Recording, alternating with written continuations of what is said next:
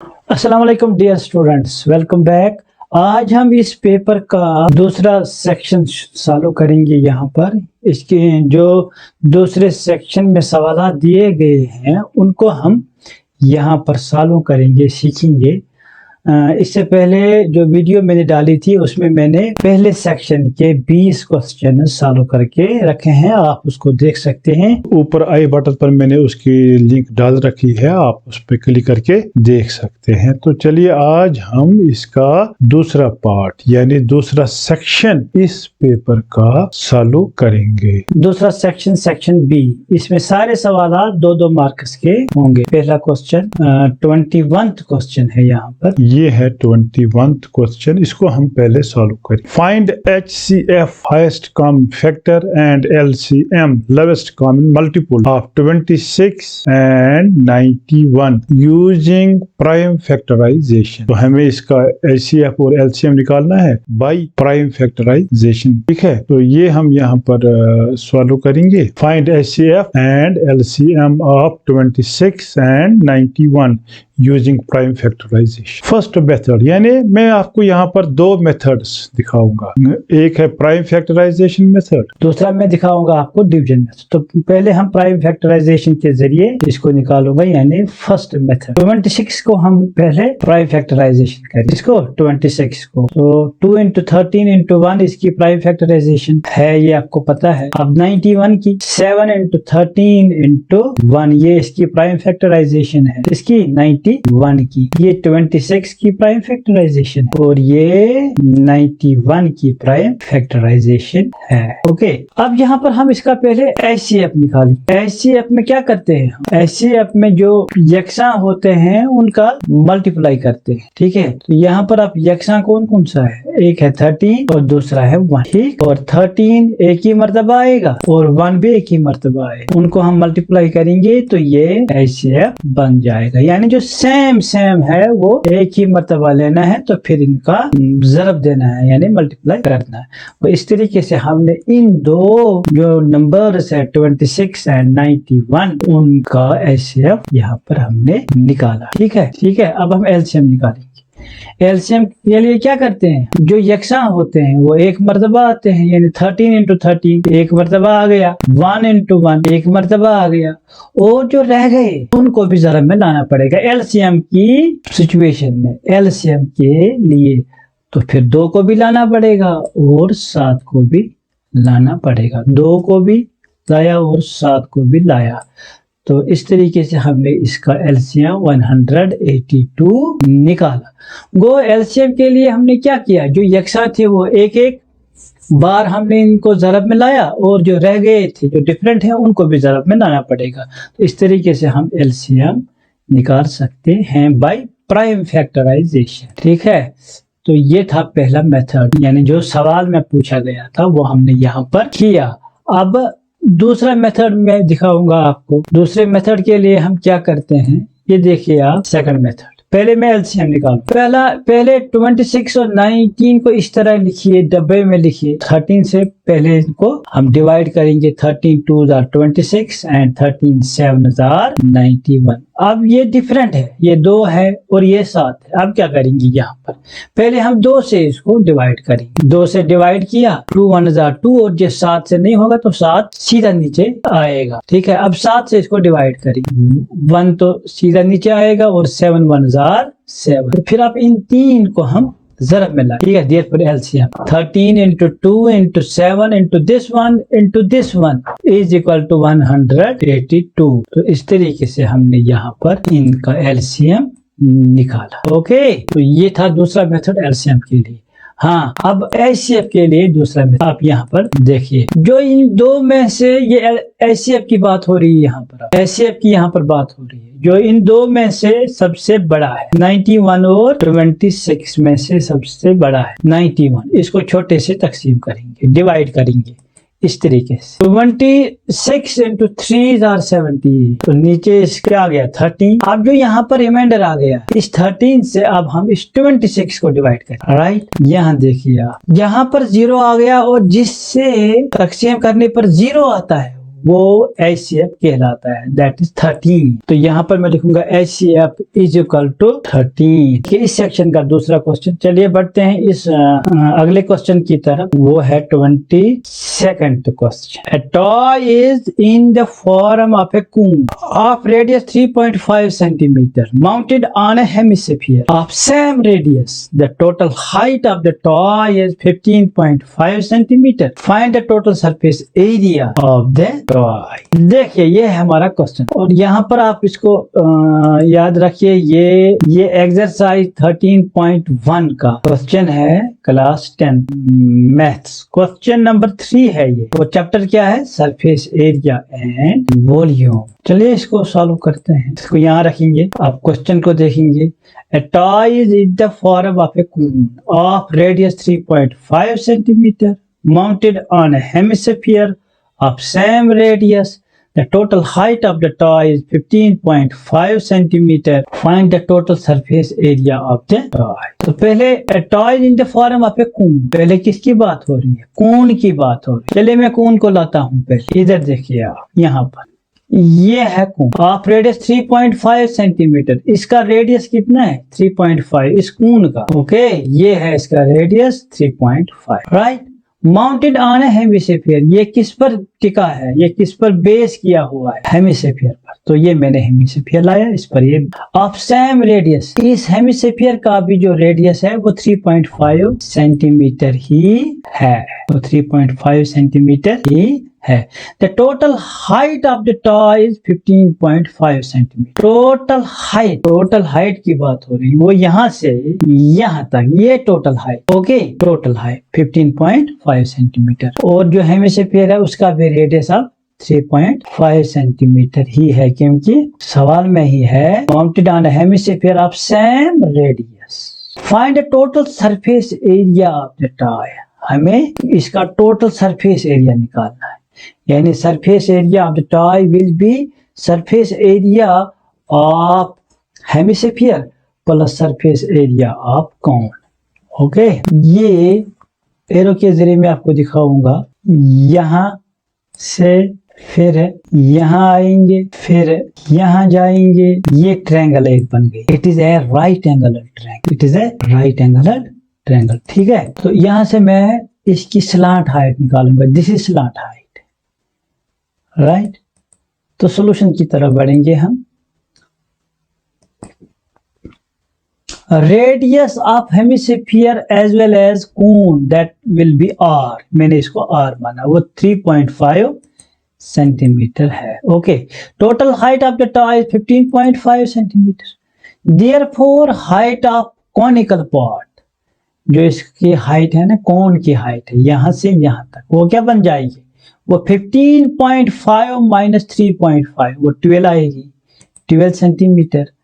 तो हाइट तो मुझे मिल गई इसकी, दिस हाइट। यहाँ पर देखिए ये मुझे 12 मिल गई। Curved surface area of hemisphere, पहले मैं हेमिस्फीयर को देखूंगा। इसकी कर्व्ड सरफेस एरिया क्या होता है? 2 पाई आर स्क्वायर होता है। क्या होता है? 2 पाई आर स्क्वायर। अगर इस पर हम गौर करेंगे, 2 तो है ही, पाई भी मेरे पास है 22 डिवाइड बाई 7, और रेडियस भी मेरे पास है, तो मैं हेमिस्फीयर की कर्व्ड सरफेस एरिया निकाल सकता हूँ। अब देखते हैं इसकी कर्व्ड सरफेस एरिया क्या है कोन की। वो क्या होती है? वो पाई आर एल होती है। वो curved surface area of cone वो क्या होती है? वो पाई आर एल होती है। पाई तो है मेरे पास, आर भी है, लेकिन एल नहीं है, यानी स्लांट है। This is L. इसको पहले हम लाएंगे, हम इस ट्रायंगल में जाएंगे, पाइथागोरस थ्योरम अप्लाई करेंगे, उसके जरिए हम इस स्लांट हाइट को निकालेंगे। यहाँ देखिए आप, we know L is equal to root of h square plus r square, है ना, root of h square plus r square, r which is equal to h is here 12 square plus r is 3.5 square. Okay, r that is 144 plus 12.25 और 156.25, इनको मैंने add किया है, तो इसका square आता है 12.5 स्क्वायर और रूट कैंसिल, तो यहाँ से मुझे 12.5 मिल गया। That is L is equal 12.5 5। तो यहाँ पर मेरा L आ गया 12.5, L आ गया 12.5। ओके, अब हम इसका सरफेस एरिया निकालेंगे। Therefore, total curved surface area of tau is equal to pi r square plus pi r L, यानी curved surface area of hemisphere plus curved surface area of cone. Okay, और total curved surface area of tau is equal to, यहाँ से मैं पहले pi और r common निकालूंगा। अंदर क्या 2 और एक r प्लस यहाँ से pi r कॉमन आ गया, यहाँ L रहा। अब हम इसको वैल्यूज दे देंगे। pi 22 divided by 7 plus r 3.5 into 2 into r 3.5 plus L 12.5। Okay, इसको थोड़ा सॉल्व करेंगे। 7 से इसको डिवाइड किया 0.5 और 22 into 0.5 into इसको इससे ज़रब दे दिया 7 plus 12.5, or which implies to 22 into 0.5 that is 11, 12.5 plus 7 that is 19.5, so it will become 214.5 centimeter. This is my total surface area of the toy. Okay, 23rd question की तरफ बढ़ेंगे, देखते हैं। Find whether the pair of linear equations are consistent or inconsistent. 2x minus 3y is equal to 8, 4x minus 6y is equal to 9. Right answer. Here a1 divided by a2 is equal to by 4, that is equal to 1 by 2, and b1 divided by b2 is equal to minus 3 divided by minus 6 is equal to 1 by 2, c1 divided by c2 is equal to 8 divided by 9. a1, what is a1? A1 is the coefficient of x in equation first. A2 is the coefficient of x in equation second. Okay, तो 2 divided by 4 है तो 1 by 2 आता है यहाँ पर, ठीक। B1 क्या है? B1 is the coefficient of y in first equation, that is minus 3 यहाँ पर, and B2 is the coefficient of y in equation second, that is minus 6 यहाँ पर। minus minus cancel, 3 1s are 3 2s are 6, that is 1 by 2, right? And C1 divided by C2 is a divided by 9, that is constant term in equation first, that is C1, and C2 is a constant term in equation second. अगर इनको हम यहाँ पर भी लाएंगे, यानी -8 लिखेंगे equal to 0, -9 is equal to 0 लिखेंगे, तब भी ये -8 डिवाइड बाई -9 आएगा, तब भी ये 8 डिवाइड बाई 9 ही आएगा, ठीक है। अब आगे देखते हैं इसकी क्या सिचुएशन बनती है। a1 divide by a2 is equal to b1 divide by b2 is not equal to c1 divide by c2। अब इस पर गौर कीजिए, a1 divide by a2 is equal to b1 divided by b2 is not equal to c1 divided by c2। जब ऐसी situation आएगी, जब इस सिचुएशन में ये पेयर ऑफ लीनियर इक्वेशंस होती है, then the pair of linear equations is inconsistent with no solution, with no solution.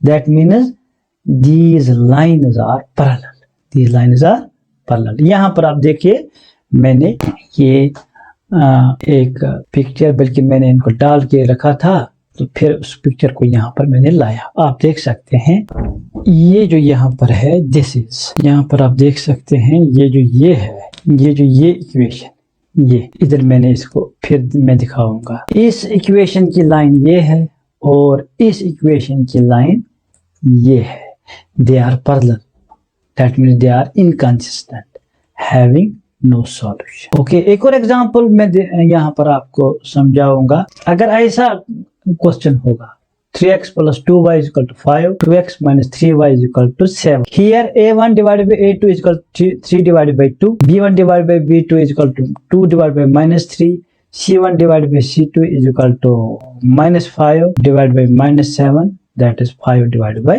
7। मैंने पहले ही बताया a1 क्या होता है। What is a1? A1 is the coefficient of x in equation first, वो ये। A2 क्या होता है? Coefficient of x in equation second। B1 क्या होता है? Coefficient of y in equation first। B2 क्या होता है? Coefficient of x in equation second, that is minus। Okay, और ये C1 क्या होता है, that is constant term. C1 क्या होता है, constant term in equation first, और C2 होता है constant term in equation second. अब मैंने ये -5 और -7 लिखा है यहाँ पर, कंफ्यूजन में ना पड़िए। अगर हम इधर इसको लाएंगे ये -5 और ये -7 बन जाएगा, ठीक है ना। तो ऐसा हम लिख सकते हैं इसको यहाँ लाके, तो फिर भी ये 5/7 ही बन जाएगा, माइनस और माइनस खत्म होने के बाद। यहाँ पर अब गौर कीजिए आप, here we can see A1/A2 is not equal to B1/B2 as क्यों, as 3/2 is not equal to 2/3 या -2/3, ठीक है। तो इस सिचुएशन में the pair of linear equations are consistent and having unique solution। ये पहले भी हमने एक क्वेश्चन किया था, सेक्शन 1 का एक क्वेश्चन था ऑब्जर्व टाइप, कि whether the following pair of linear equation, वहां पर कहा गया था is consistent or inconsistent। तो वहां पर ऐसी सिचुएशन आ गई, हमें yes or no कहना था, तो वहां पर ऐसा था तो हमें ये कहना है इट इज ट्रू। तो यहाँ पर भी ऐसा ही है, जब ऐसा आएगा A1/A2 is not equal to B1/B2, that is the pair of linear equations have unique solution। फिर ये मैटर नहीं करता है whether it is equal to C1/C2 or not equal to C1/C2, लेकिन यहाँ से ही हमें पता चलता है कि the pair of linear equations have unique solution। Here we can say pair of equations is consistent with unique solution, ठीक है। देखिए आप, ये है 3x + 2y = 5, ये वाली इक्वेशन, ये ठीक है, ये है, ये पहली वाली, ओके। और दूसरी वाली ये है 2x + 3y, ये वाली, ठीक है। वो है 3y = 7। ये देखो ये कट कर रहे हैं आपस में, दे हैव यूनिक सॉल्यूशन। यहाँ पर मैंने दिखाया हैव यूनिक सॉल्यूशन, ये आपस में कट कर रहे हैं एक पॉइंट पर, so they have unique solution, okay. एक और एग्जांपल मैं यहाँ पर दिखाऊंगा आपको इसी हवाले से, ताकि आपका कंसेप्ट क्लियर हो। 2x - 3y = 8, 4x - 6y = 9। यहाँ पर आप देखिए A1/A2 = 2/4 = 1/2, that is B1/B2 = -3/6 = 1/2, C1/C2 8/9। यहाँ क्या हो रहा है, A1/A2 = B1/B2, 1/2 और 1/2 आ रहा है, यहाँ 1/2 1/2 सेम आ रहा है, इज नॉट इक्वल C1/C, इसके बराबर तो नहीं है। फिर क्या होगा, therefore A1/A2 is not equal to B1/B2, therefore A1/A2 is equal to B1/B2 is not equal to C1/C2, therefore pair of equations is inconsistent having no solution। तो इस सूरत में ये पेयर ऑफ लीनियर इक्वेशंस क्या होंगी, inconsistent होगी और इनका कोई सॉल्यूशन नहीं होगा, that means they are parallel. तीसरा part, 3/2x + 5/3y = 7, 9x - 10y = 14। Here A1/A2 is equal to A के बदले पर 3/2 है ना, A1 के बदले A1 की जगह पर 3/2, A2 की जगह पर 9, तो वो उल्टा पलट होगा और 1/9 आएगा, that is 1/6, 3 1 are 3 2 are 6। B1/B2 5/3 into -10, तो उल्टा पलट होगा, वो 1/10 बन जाएगा, माइनस यहाँ आ गया तो -1/6। C1/C2 माइनस यहाँ पर लाके ये माइनस बन जाएगा, यहाँ पर लाके ये माइनस बन जाएगा, तो -7/- 14, दैट इज इक्वल टू 1/2। तो क्या सिचुएशन बनी हमारी यहाँ पर, A1/A2 is not equal to B1/B2, that is pair of equation is consistent with unique solution. यानी फिर आगे बढ़ने की जरूरत ही नहीं है, जब ऐसी सूरत हमारे पास आएगी तो आगे बढ़ने की जरूरत ही नहीं है कि इज इक्वल टू C1/C2 और is not equal to C1/C2, that doesn't matter. तो इतना ही हम कहता है कि pair of equation is consistent with unique solution, okay. चौथा पार्ट इसी सिलसिले में मैंने ये क्लियर किया यहाँ पर, कंसिस्टेंसी और इनकंसिस्टेंसी। और जब ये सिचुएशन आई A1/A2 is equal to B1/B2 is equal to C1/C2, consistent तो होगा विद इन्फिनिटी मेनी सॉल्यूशंस। और कंसिस्टेंसी के लिए हमें एक ये सिचुएशन चाहिए और दूसरी ये सिचुएशन चाहिए। कंसिस्टेंसी की मैं बात कर रहा हूँ। और यूनिक सॉल्यूशन साथ में अगर हो तो नॉट इक्वल टू होना चाहिए, और इन्फिनिटी मिनी सॉल्यूशन जब हो तो is equal to C1 divided by C2। Pair of equations is consistent with infinity many solutions. देखो मैंने यहाँ पर ये एक फिगर डाली है इसकी आपको समझाने के लिए। ये इक्वेशन फर्स्ट, ठीक है, इसकी लाइन ये है, ये जो मैंने एरो के जरिए दिखाई, और दूसरी जो ये है इसकी भी यही लाइन है, यानी वो एक दूसरे पर ही पड़ते हैं, ठीक है। पहले की ये है और इसकी आप देखिए ये है, ये भी इसी पर आ गई। फिर मैं वापस जाऊंगा, इसकी इक्वेशन ये है 5x + 3y = -11। इसकी अब क्या है, इसकी भी इसी पर आके पड़ जाती है, and that means they are consistent with infinity many solutions. यानी ये भी यहाँ पर भी इसका पॉइंट, इसका एक सॉल्यूशन यहाँ पर भी, यहाँ पर भी, यहाँ पर भी, यहाँ पर भी, यहाँ पर भी, हर जगह इनका एक एक सॉल्यूशन है, that they have infinity many solutions. Okay.